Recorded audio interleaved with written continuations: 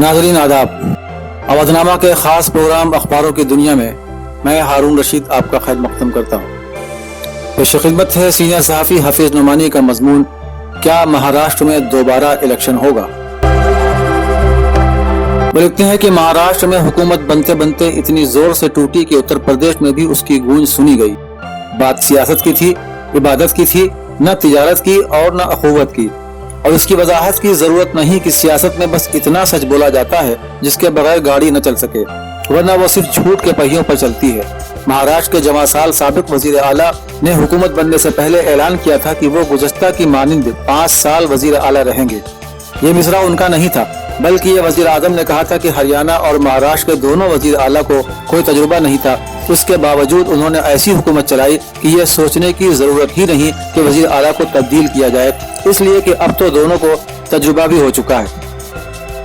BJP के हलीफ शिवसेना के सरबराह उद्धव ठाकरे ने इस पर याद दिलाया कि बीजेपी के सदर अमित शाह जब मुंबई आए थे और सीटों के बारे में फैसला हुआ था कि कौन कितनी सीटों पर लड़ेगा, उस वक्त हमने सबके सामने यह मसला उठाया था कि इलेक्शन के बाद अगर हम दोनों हुकूमत बनाएंगे तो 50-50 के फार्मूले पर हुकूमत चलेगी, और सदर अमित शाह ने इसे मंजूर कर लिया था। वज़ीर आज़म के उस वक्त के ऐलान को सबने ये समझा कि दोनों की हिम्मत अफजाई की गई है, वरना 50-50 का हमारा मुआहिदा बरकरार है। लेकिन जब साबिक वज़ीर आला ने भी आइंदा 5 साल की बात दोहराई, उन्हें याद दिलाया गया और उन्होंने साफ इनकार कर दिया और ठाकरे खानदान पर गलत बयानी का इल्जाम लगाया, जबकि पूरा महाराष्ट्र ये मानता और जानता है कि इस खानदान में झूठ का गुजर नहीं है। अब सूरत हाल ये है कि अमित शाह पार्टी के सदर से ज्यादा वजीर दाखिला हैं और अब उनके सामने दिल्ली और बिहार के इलेक्शन हैं, और हरियाणा और महाराष्ट्र ने इशारा दे दिया है कि मोदी का जादू रफ्ता रफ्ता कम हो रहा है, इसलिए मेहनत और करना है।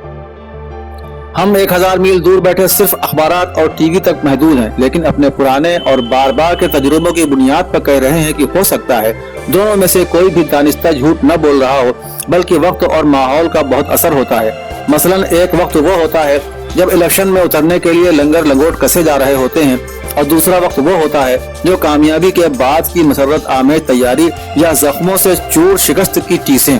जब लंगर लंगोट कसे जाते हैं तो हर बात के लिए हाँ हाँ जो आप कहेंगे वही होगा। हमें वो जमाना याद है कि जब हर तीसरे दिन अमित शाह 15 कारों का काफिला लेकर ठाकरे खानदान के दरबार में हाजिर होते थे और नाकाम वापस जाते थे, फिर आते थे और फिर जाते थे। फिर उसके बाद अहद पैमान होने लगे तो अमित शाह चाहते होंगे कि जल्द से जल्द हाँ ना हो जाए और दूसरे काम किए जाएं, और ठाकरे खानदान को इत्मीनान कि बड़े हम हैं, हमारे दरबार में दूसरा हाजिर हुआ है। ऐसे ही वक्त में जब सीटों की बात तय हो गई तो ठाकरे खानदान के किसी बड़े छोटे ने जरूर कहा होगा कि अगर हुकूमत बनाने के काबिल सीटें आई तो इक़्तिदार आधा आधा होगा, और ऐसे मौके पर यह तक कह दिया जाता है कि आधा क्या, मेरी जान सब तुम ही ले लेना, पहले वो दिन आए तो। और इस तरह ये मामला सच और झूठ के जाल में उलझ गया। लेकिन अब उसे भी पेश नजर न रखा जाए कि 2014 में जब इन दोनों पार्टियों में ऐसा ही तनाव हुआ था तो बीजेपी ने हाथ खींच लिया था और शरद पवार ने मोदी जी से कह दिया था कि आप हुकूमत बनाइए, हम आपको ताउन देंगे, और झक मारकर शिवसेना को मोदी जी की बात मानना पड़ी थी। इनके अलावा कोई भी मौका अगर ऐसा आया कि बात फंसी तो बीजेपी ने यह सोचकर हाथ ऊपर रखा कि आएंगे नहीं तो जाएंगे कहाँ। गुज़श्ता तमाम बरसों में यह पहला मौका ऐसा आया है कि बीजेपी की गर्दन शिवसेना के हाथ में है। ठाकरे खानदान जानता है कि अमित शाह के लिए हर रास्ता बंद है। अगर अब 2.5 साल उनको हुकूमत मिल गई तो मिल गई, वरना फिर कभी नहीं मिलेगी।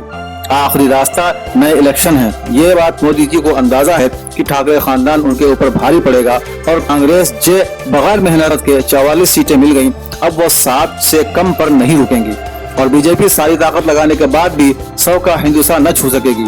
उद्धव ठाकरे ने शायद इसलिए गर्दन को इतनी जोर से पकड़ा है। अब अगर अमित शाह को झुकना पड़ा तो ठाकरे खानदान का इसरार यह होगा कि पहले 2.5 साल हुकूमत हम करेंगे, इसलिए कि फडणवीस ने अगर 2.5 साल करके इस्तीफा दे दिया तो